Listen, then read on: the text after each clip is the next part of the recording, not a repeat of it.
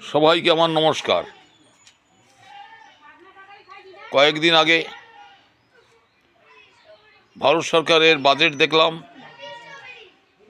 Budget হবে বিভিন্ন TV media highlight করলেন। আমরাও প্রত্যাশিত ছিলাম বাজেট ভারতবর্ষের 140 কোটি মানুষের স্বার্থপুষ্ট একটা বাজেট হবে। বাজেট বিতর্ক চলছে সংসদে, এখনও পরিষ্কার স্পষ্ট বোঝা যায়নি। আমার একটি কথা হচ্ছে এই, জনগণের ভোটে সরকার নির্বাচিত হয়, জনগণের পক্ষে তারা কাজ করেন এবং জনগণের সেবায়, পূর্ণাঙ্গ সেবায় সরকার থাকবে, এই প্রত্যাশা ভারতবর্ষের সকল মানুষের রয়েছে। আমরাও প্রত্যাশিত তাতে। আজকে আর একটা বাজেট হচ্ছে, কিছুক্ষণের মধ্যে হয়তো সম্ভব বাজেট পেশ হবে পশ্চিমবঙ্গ রাজ্য সরকারের। সেখানেও আমরা প্রত্যাশিত যে পশ্চিমবাংলার দরিদ্র শ্রেণীর মানুষের একটা দিশা এই বাজেটে থাকবে। আমরা দেখি ভোটে যারা অংশগ্রহণ করেন সেই সংখ্যার মানুষটি হচ্ছে শতকরা 70 একদিকে দরিদ্র মানুষ, আর 30 ভাগের মতো বড় লোকের মানুষ। কিন্তু দেখা যায় যে বাজেটের যদি গভীর বিশ্লেষণ করা হয়, 70% মানুষ উপেক্ষিত হন, 30% মানুষ লাভবান হন। এটা কেন? তাহলে এই গরিব মানুষের ভোটের কি মূল্য নেই? গরিব মানুষের পক্ষে কি করছেন কোন সরকার, আর কি করতে পেরেছেন পারেননি, দুটোই পাশাপাশি বলা দরকার জনগণের কাছে। তাতে হয় কি জানেন, কিছু আড়াল করলে বিশ্বাসহীনতায় ভোগা হয়, আর আড়াল না করলে জনগণের সমর্থন পাওয়া যায়।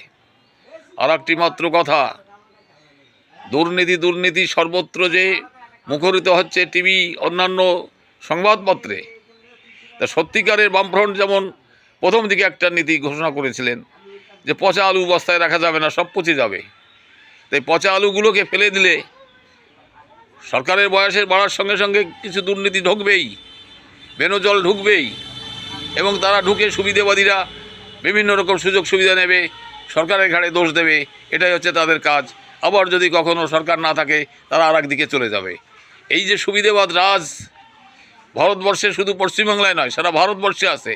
কেন্দ্রীয় সরকারের পরও চেপে আছে অনেক, বিশেষ করে যারা বিত্তবান তারাই চাপেন। তাই আমি আপনাদের কাছে বলবো যে এমন একটা কিছু আপনারা করুন যেটা দুহাত ভরে গরিব মানুষ আশীর্বাদ করে আপনাদের। কৃষি ব্যবস্থাটা হচ্ছে পশ্চিমবাংলার একটা মূল উন্নয়নের ভিত্তি। সেচ বিদ্যুতের যে খরচ, সারের যে দাম বৃদ্ধি, অনিয়ন্ত্রণ সার ব্যবস্থা, এই সমস্তগুলো পদক্ষেপ গ্রহণ করুন। অন্যবারের চাইতে এবছরে বোরো চাষ কম হবে অতুলনীয় সারের দাম থাকায়। আমাদের মনে পড়ে সেই 67-66 সালের, এবং তারপরেও খাদ্যের অভাবের সেই কাহিনী। মাইলো ভুট্টো খেয়ে আমাদের জীবনযাপন করতে হয়েছে।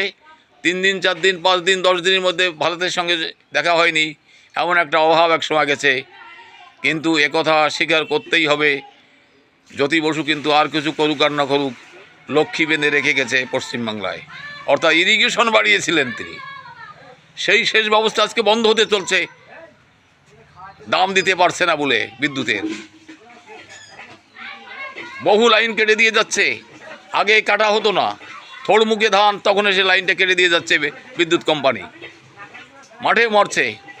আর একদিকে ব্যাংক ঋণ নিয়ে যারা আর পরিশোধ করতে পারেনি, ফসলের দাম পায়নি, বিপর্যয় ঘটেছে, আজকে তাদেরকে রাজ টিকিট করে দিচ্ছে কেন্দ্রীয় ব্যাংকগুলি। কেন তাদেরকে মিডিয়াম টার্মস চালু করা হবে না? অন্তত সরকারের দায়িত্ব নিন, নিয়ে বলুন যে এদের টাকা দিন, আমরা গ্রান্টার থাকলাম। যদি বর্গাদার ঋণ পেয়ে থাকে এই সেন্ট্রাল ব্যাংকের, এখন কেন টাকা পাচ্ছে না তারা? আপনারা অন্তত এগুলো পদক্ষেপ গ্রহণ করবেন, কথা বলে আমি নমস্কার জানাচ্ছি সবাইকে।